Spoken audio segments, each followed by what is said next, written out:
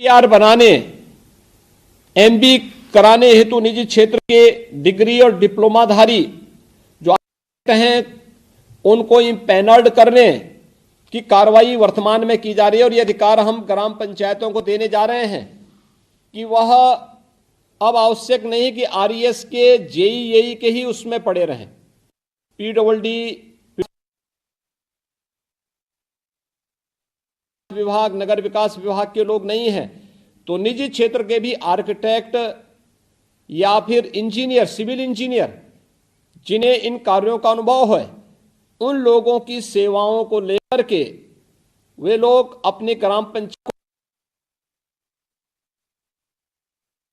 को बनाने में उनकी सेवाएं ले सकते हैं, उनका मानदेय दे सकते हैं। उस आधार पर एक मेरिट के आधार पर अपने कार्यों को ससमय संपन्न कर सकते हैं। एक बहुत बड़ा अधिकार ये हमने ग्राम पंचायतों को दिया है। 50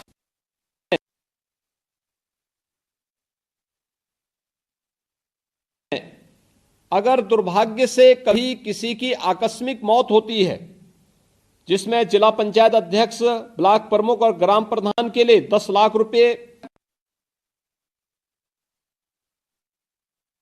को, क्षेत्र पंचायत को 3 लाख और सदस्य ग्राम पंचायत को 2 लाख, यानी उनके वारिसान को उनको एक सुरक्षा बीमा का कवर देने की व्यवस्था भी राज्य सरकार बनाने जा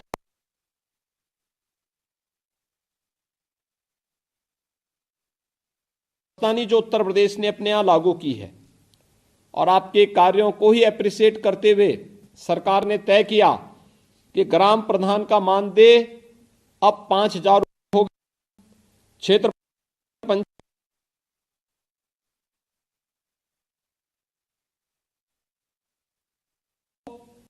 जिला पंचायत सदस्य का प्रति बैठक 1,500, सदस्य क्षेत्र पंचायत का 1,000 प्रति बैठक और ग्राम पंचायत सदस्य को भी अब 100 रुपये यह मिला करेगा। यह व्यवस्था भी राज्य सरकार ने तक बैठक में जाने, बैठक में भाग लेने, बैठक की कार्रवाई का हिस्सा बनने का प्राप्त होगा।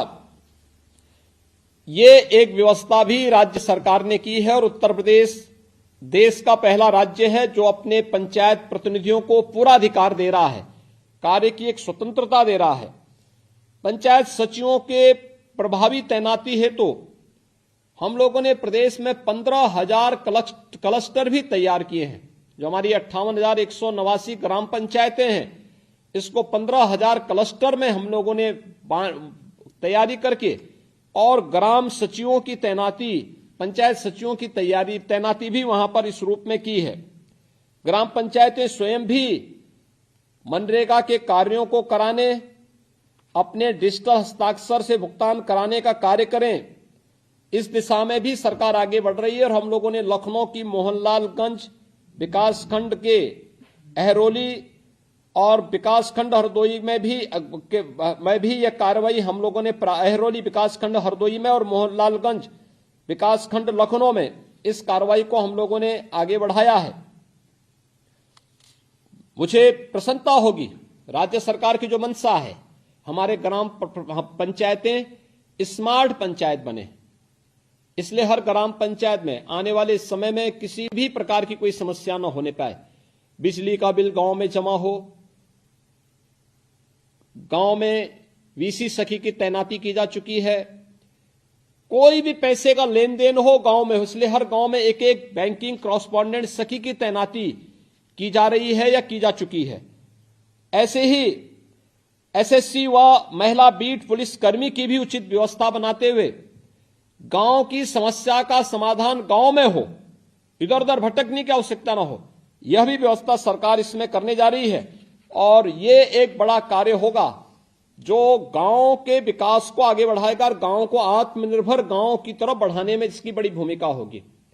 आने वाले समय में जब कंप्यूटर सहायक आपके यहां आ गया है, इस कंप्यूटर सहायक का सहयोग लेकर के हम बहुत काम कर सकते हैं। खासतौर पर गांव में आय प्रमाण पत्र, मूल निवास प्रमाण पत्र, जाति प्रमाण पत्र, गांव की व्यवस्था से अब जुड़ी हुई अन्य तमाम सुविधाएं गांव के लोगों को गांव में ही दे सकते हैं। पेंशन की सुविधा का लाभ गांव में ही दी जा सकती है। पैसे का बैंकों से लेन देन का काम गांव में ही हो सकता है। और ये मैं चाहूंगा कि हर ग्राम पंचायत इस दिशा में कार्य करे। राज्य सरकार इस दिशा में आपको स्वावलंबन की ओर अग्रसर करने की दिशा में कार्य कर रही है।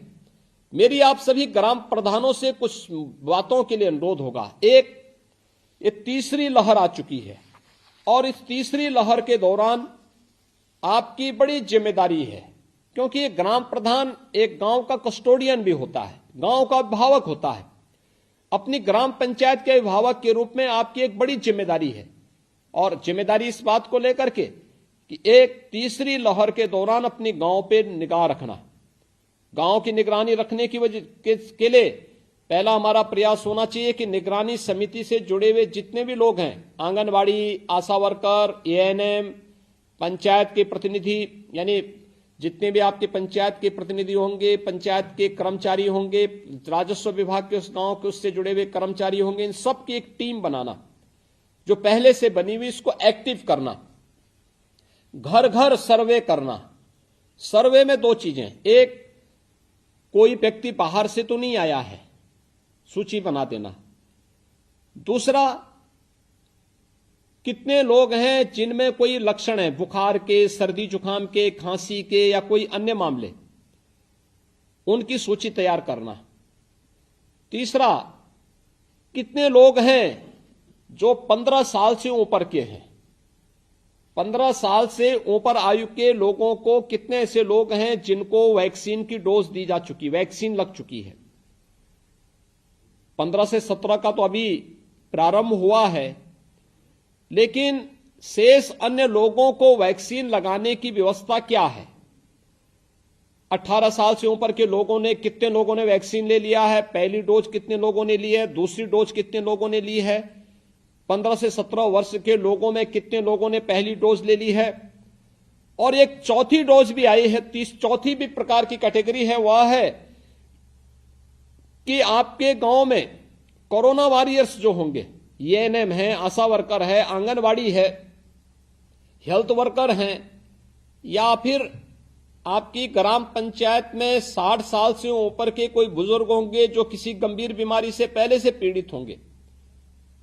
इन सब की सूची बनाना और सूची बना करके उस सूची को अपने एएनएम को उपलब्ध करवाना कि इन लोगों ने इतनी डोज, पहली डोज ले ली है, इतने लोगों ने दूसरी डोज ले ली है, इतने 15 से 17 वर्ष के नौजवानों ने, इतने लोगों ने डोज ली है, इतने लोग बचे हुए हैं, और 60 साल से ऊपर के लोग इतने हैं जिन लोगों ने अभी तक प्रिकॉशंस डोज यानी बूस्टर डोज इतने लोगों ने ली है। यह एक तो सूची तैयार करना। संदिग्ध व्यक्ति को, यानी कोई बाहर से आया है, सर्दी जुकाम खांसी बुखार कुछ भी है, उसको मेडिसिन किट उपलब्ध करवाना।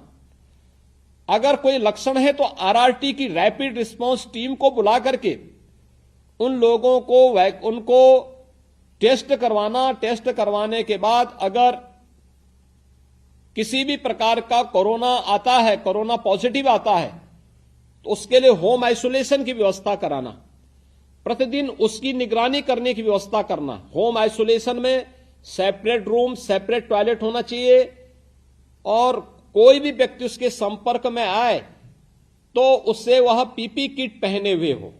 सावधानी रखें। देखिए, सेकेंड लहर की तुलना में थर्ड लहर, तीसरी लहर खतरनाक नहीं है, लेकिन बीमारी तो है, तो बीमारी में बचाव सर्वोत्तम उपाय है।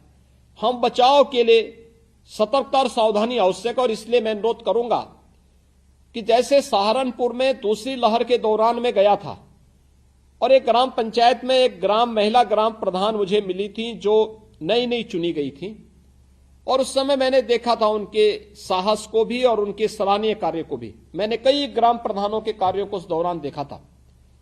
गांव में एक पॉजिटिव व्यक्ति था जिसको कोरोना पॉजिटिव हो गया था। मैंने उस समय उसको देखा था कि वह व्यक्ति घर में रहने की व्यवस्था, सेपरेट रूम नहीं थी, अलग से रूम और टॉयलेट नहीं था, तो ग्राम प्रधान उन्हें ग्राम पंचायत घर में लेके आई थी, वहां रखा हुआ था, अपने घर से नियमित रूप से भोजन उनको करवाती थी, और ये नियमित क्रम चल रहा था और मैं उसी दिन मान लिया था कि जब हमारे ग्राम प्रधानों में डेडिकेशन हो, ये समर्पण का भाव हो, अपने ग्राम पंचायत को कोरोना मुक्त करने का एक जज्बा हो, तो कोरोना हम पर कभी हावी नहीं हो पाएगा। और मैं अभिनंदन करूंगा कि आज प्रदेश का कोरोना का मॉडल पूरे देश और दुनिया के अंदर सबसे बेहतरीन माना गया है। और आज मैं चाहूंगा कि आपसे मैंने इन चीजों के लिए कहा है कि एक तो इन कार्यों के लिए को लेकर के एक तो हम लोग तत्काल कार्रवाई करें, दूसरा ठंडी का मौसम है, ठंडी के मौसम में हम इस बात को देखें कि गांव में बहुत सारे लोग, कोरोना पूरे देश के अंदर है, बहुत सारे लोग अपने गांव आ रहे होंगे। राशन कार्ड यद्यपि सबके बने हुए हैं, फिर भी अगर कोई वंचित है तो उसको लिए राशन कार्ड की व्यवस्था बनवाना, नहीं है उसके राशन की व्यवस्था करना। अगर कोई दुर्भाग्य से किसी व्यक्ति की मौत होती है, अंतिम संस्कार के लिए वह बॉडी लावारिस न पड़ी रहे, हम ग्राम प्रधान निधि के माध्यम से धनराशि दे सकते हैं। कोई बीमार है, आयुष्मान भारत का कार्ड नहीं बना पाया है, तो हम ग्राम प्रधान निधि से उसका सहयोग करने में योगदान दे सकते हैं। ये बहुत सारे अधिकार हैं जिनका हम पालन करें। और एक मेरी आपसे अनुरोध होगी कि हर ग्राम पंचायत में हम लोगों ने, हर जनपद में हम लोगों ने प्रयास किया है निराश्रित गौ आश्रय स्थलों की स्थापना के लिए। इन निराश्रित गौ आश्रय स्थल एक बड़ी कार्य योजना है। दो चीजें हैं, देखिए गाय को क्षति पहुंचती थी तो कानून व्यवस्था की भीषण संकट आती थी, गौ माता की तस्करी होती थी तो बहुत सारी जगह दंगे हो जाते थे, लोगों की भावनाएं आहत होती थी। सरकार ने तस्करी को रोक दिया, अवैध बूचड़खानों को बंद करवा दिया। अब गोवंश आया है तो इसके लिए निराश्रित गौ आश्रय स्थल हम लोगों ने बनाए हैं। निराश्रित गौ आश्रय स्थल में 3 प्रकार की योजनाएं सरकार की चल रही हैं। एक योजना चल रही है जिसमें सरकार ने निराश्रित गौ आश्रय स्थल खोले हैं, जितने भी निराश्रित गौ आश्रय स्थल हैं उनमें गोवंश को लाकर के उसकी देखभाल की जा रही है। दूसरा है सहभागिता योजना, जिसमें गांव का कोई व्यक्ति अगर निराश्रित गौ आश्रय स्थल से किसी गोवंश को अपने पास ले जाकर के उसकी देखभाल करना चाहता है तो वह अपने घर में ले जाकर के उनकी देखभाल कर सकता है, उनकी सेवा कर सकता है और हर गोवंश का उसे 900 रुपये दिया करेंगे। यह सरकार की योजना का हिस्सा है। लगभग 1 लाख गोवंश ऐसा विभिन्न ग्राम पंचायतों में किसानों के पास हैं। एक किसान को 4 गोवंश तक देने की व्यवस्था। आप सोचिए कि किसी गांव में एक किसान 4 गोवंश की देखभाल कर रहा है तो 3600 रुपये उस परिवार को मिल जाएंगे। 3600 रुपये परिवार को मिलेंगे भी और इस गोवंश से जो गोबर निकलेगा, गोमूत्र निकलेगा, अगर वो ब्याती उसका दूध उस परिवार का स्वयं का होगा। लेकिन गाय की सेवा करें, गौ माता की देखभाल करें, गौ माता की सेवा का पुण्य भी मिलेगा और अन्य चीजें भी उसको फ्री में मिल जाएंगी। तीसरी योजना है कुपोषित परिवारों को एक ब्याई हुई गाय उपलब्ध करवाना। यानी जो कुपोषित परिवार हैं उन लोगों की सूची होगी आपके ग्राम पंचायत में आंगनबाड़ी के पास। आंगनबाड़ी से उस सूची को लेकर के जिस परिवार में कुपोषित माता है, कुपोषित किशोरी कन्या है, कुपोषित बच्चा है, उस परिवार को निराश्रित गौ आश्रय स्थल से एक कोई ब्याही हुई गाय उपलब्ध कराना और वह परिवार उसकी देखभाल करे। इसके बदले सरकार उन्हें 900 रुपये हर महीने उपलब्ध कराती है उस गौ सेवा के लिए। भाइयों बहनों, ये इतनी अच्छी 3 प्रकार की योजनाएं हैं। अगर इन 3 योजनाओं को हम गांव में लागू कर देंगे तो ये अन्ना पशु या छुट्टा पशुओं की समस्या या निराश्रित गौ आश्रय गोवंश की जो समस्या है इसका पूरी तरह समाधान हो सकता है। अपनी अपनी ग्राम पंचायतों में इस जिम्मेदारी को हमें लेना होगा। अगर हम लोग ले लेंगे तो एक बहुत बड़ी समस्या का समाधान हम लोग कर देंगे, किसानों की फसलों को भी हम बचा देंगे और इसके माध्यम से गांव में अनावश्यक तनाव की स्थिति जो पैदा होती है इसका भी समाधान हम लोग कर देंगे। मेरे आप सबसे अपील होगा कि वर्तमान में कोरोना महामारी से बचाव करने प्रदेश के अंदर 15 करोड़ लोगों को हम लोग फ्री में अन्न योजना दे रहे हैं, खाद्यान्न। डबल इंजन की सरकार है, डबल डोज भी दे रहे हैं।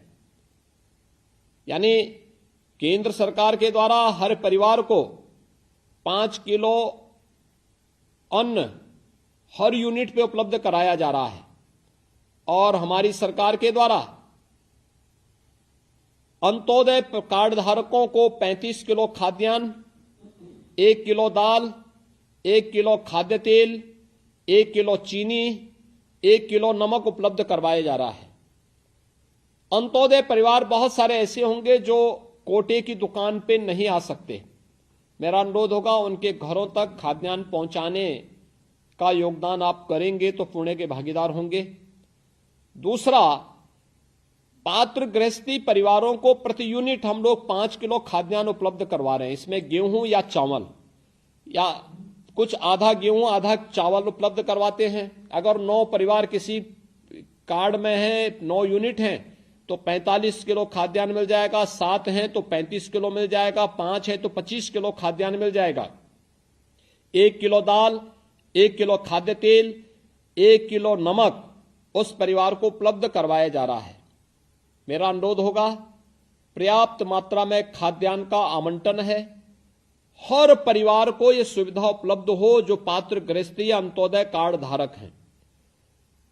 शेष जो अन्य निराश्रित परिवार हैं जिनका कार्ड नहीं बन पाया है, उन लोगों को उपलब्ध करवाने के लिए आप लोग जिला प्रशासन से भेजें तो वहां से यह सुविधा उपलब्ध हो जाएगी। ये सभी सुविधाएं अगर हम अपने गांव में कराएंगे तो देखिए इसका लाभ ग्राम प्रधानों को प्राप्त होगा, यशस्वी आपका जीवन होगा और एक महामारी के खिलाफ देश की लड़ाई को हम आगे बढ़ाने में सफल होंगे। दूसरा, ICCC में इन सूचनाओं को देना कि कौन आपके गांव में कोरोना पॉजिटिव है, उसकी स्थिति क्या है, उसको मेडिसिन किट मिली कि नहीं मिली है, वैक्सीन कितने लोगों ने लिया है, कितने लोग बचे हुए जिनको वैक्सीन देना है, पहली डोज कितने लोगों को अभी लेना बाकी है, सेकंड डोज लेना कितने लोगों को बाकी है, बूस्टर डोज कितने लोगों को लेना है। अगर ये सभी डाटा अगर आप ग्राम पंचायत के माध्यम से तैयार करेंगे, बहुत बड़ा पुण्य का कार्य होगा। और मेरी आप सबसे अपील होगी, देखिए स्वच्छता के लक्ष्य को प्राप्त करने के लिए बीमारी को समाधान होना बहुत आवश्यक है और बीमारी के समाधान के लिए स्वच्छता के समाधान का, देखिए प्रधानमंत्री जी ने हर घर शौचालय बनाने की योजना लागू की। आज आप देखते होंगे बहुत सारी बीमारियां समाप्त हो गई। हम पूर्वी उत्तर प्रदेश में देखते थे, गोरखपुर, महाराजगंज, कुशीनगर, देवरिया, सिद्धार्थनगर, संत कबीर नगर, बस्ती, बलरामपुर, गोंडा, श्रावस्ती, लखीमपुर खीरी से लेकर के सहारनपुर तक हम लोग देखते थे इंसेफ्लाइटिस से हजारों मौतें होती थी, हर वर्ष हजारों मौतें होती थी। आज शौचालय की योजना घर घर बनी स्वच्छ भारत मिशन में, आज मौत पूरी तरह समाप्त हो गया है। इंसेफ्लाइटिस से होने वाली मौतें पूरी तरह समाप्त हो गई। शुद्ध पेयजल के अभाव में बहुत सारी मौतें होती थी, आज हर घर नल योजना हम लोग लागू कर रहे हैं। कितना बड़ा कार्य हो रहा है और मैं चाहूंगा कि ये जो बड़ा कार्य है आप इसकी धुरी हैं। अगर हमारा देश स्वस्थ और सशक्त होना है तो हमें अपनी ग्राम पंचायतों को सशक्त और स्वस्थ बनाना पड़ेगा।